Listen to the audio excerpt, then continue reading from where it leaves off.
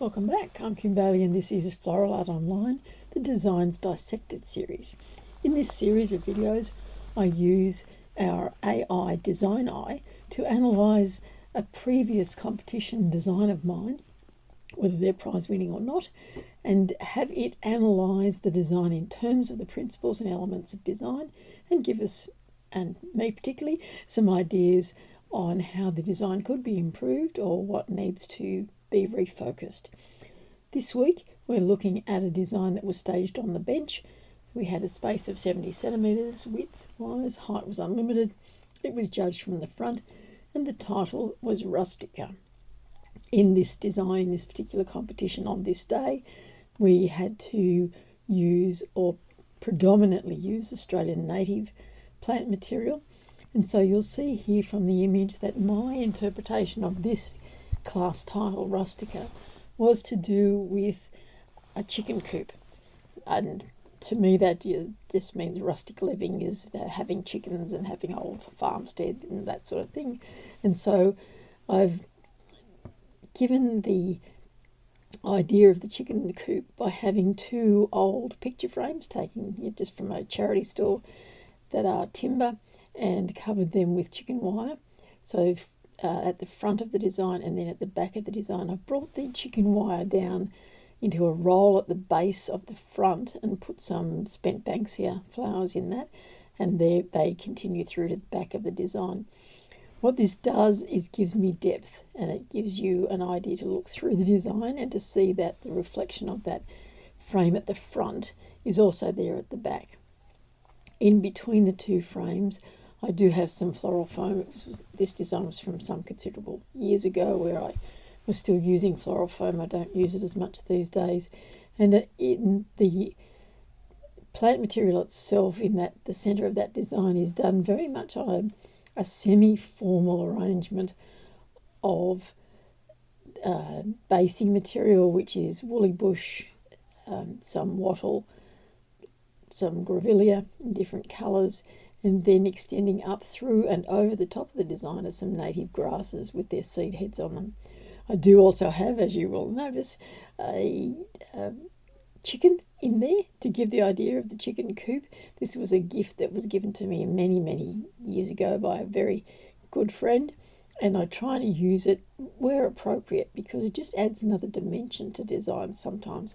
And as with all embellishments, we don't want it to predominate. We don't want it to be what tells the story of your interpretation of the title, but it does add another dimension to this particular design.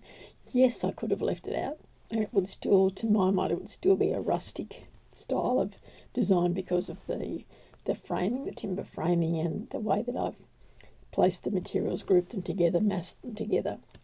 But let's now see what DesignEye has got to say in terms of this design and its interpretation of the title. What I neglected to say in that beginning introduction was that this design placed second in the competition. So let's now look at our feedback from DesignEye. First of all, line. The design uses strong vertical and diagonal lines through the placement of tall wispy grasses, creating movement and drawing the eye upward. These lines contribute to a natural rustic feel. So already just with the placement of the grasses and the line of those grasses, I have given the design some rustic feel. So the rustica is already starting to come through. In conjunction with line, let's look at shape and form. The arrangement is enclosed within a wire and wooden frame, giving it a structured box-like shape.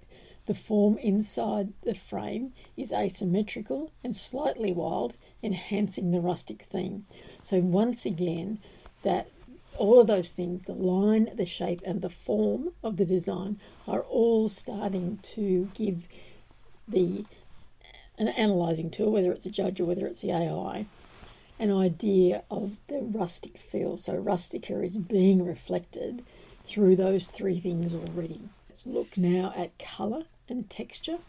So the colour palette is predominantly earthy with greens, browns and hints of red from the flowers, complemented by the neutral wood frame and wire. These colours evoke a sense of nature and countryside aesthetics. So yet again, we've got something that is reinforcing the idea of the class title. Texture. Texture is one of the most striking elements in this design. The roughness of the wire and wood contrasts with the softness of the foliage and grasses and flowers, creating an engaging textural variety. So isn't that interesting that texture is the predominant element within this design that is interpreting that theme?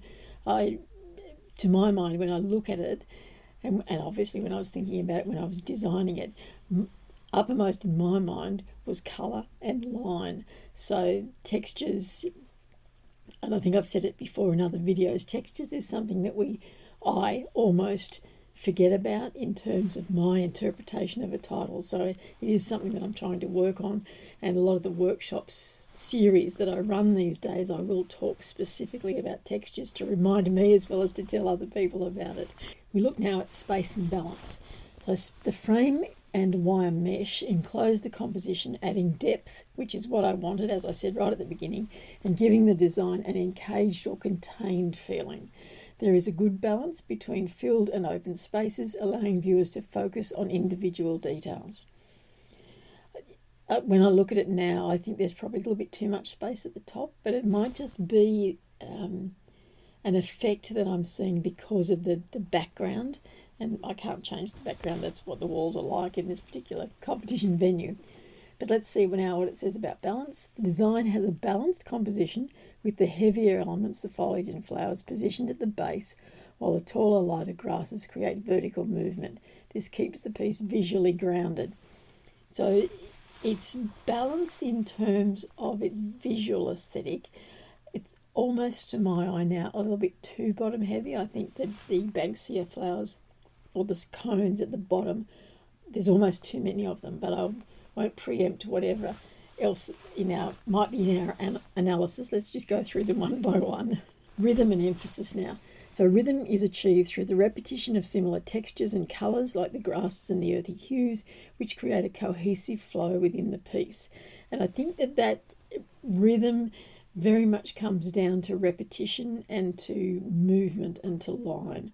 So always when you're doing your designs, think about the rhythm. Have you repeated colour or form or pattern enough to have a rhythmic feel to your design, because that will be more comforting and more visually appealing to us when we're viewing it.